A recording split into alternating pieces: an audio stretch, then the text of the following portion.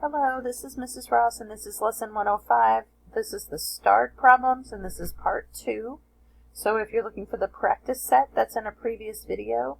And if you're looking for the first part of the starred problems, that's in a previous video as well. So let's go to where we stopped on the last video. Here we go. We did this problem and then we're going to start this one now. So the triangles are similar. It says estimate and calculate the length of x. So I know if I go from the large triangle to the small triangle, if I do L to S, I have 6 is to x as 12 is to 8. And then I can cross multiply.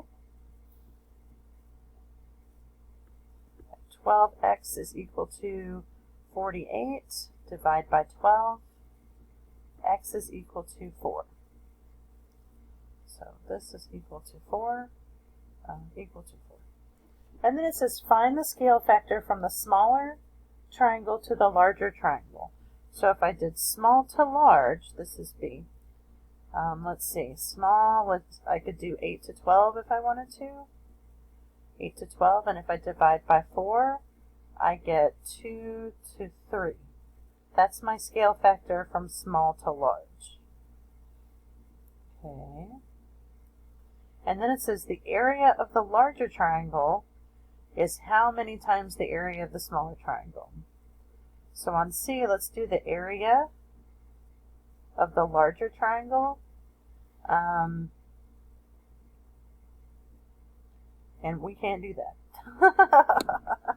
Not unless we do the Pythagorean theorem. But what I can tell you is we don't even have to do that. We can take 2/3 and we can square it, and we get 4/9, and that's how many times. So this is going to be the smaller to larger area. So you take a side, and to find the area or the ratio of the areas, it's 4 to 9. You square it, and if you're going to find the volume, we can't volume this, but you cube it. So let's see. So it's 4 to 9 is the ratio. It says the area of the larger triangle is how many times the area of the smaller triangle. So I guess maybe if we divide by 4 and we get 1 and 2.5 times.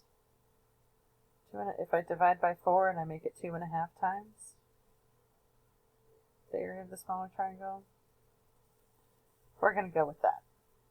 Okay, 26. So this is a 2-step problem. My first step, I'm going to have to add or subtract. So I'm going to subtract 4, oh, I see, we've got something hanging out over here. So let me start over. I didn't see that rogue x. So the first thing we have to do is we've got to get our all of our variables on the same side. So we take the smaller one and we bring it to the larger one. Since this is minus x, we're going to have to add x and add 1x.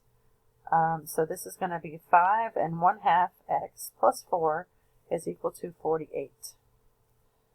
Now we can do the 2-step problem thing. So this is 2 steps. We either add or subtract. The 4 is going to go over here. My 5.5 x stays there. This goes away. Equals comes down. This is 44. Then I'm going to either multiply or divide. Here I'm going to divide by 5.5. I made it 5.5 so I can put it in my calculator.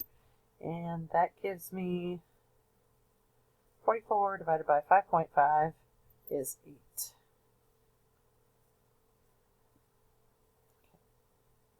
Change colors here.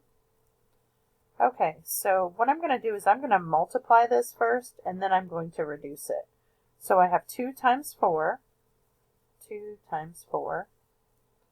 and then I have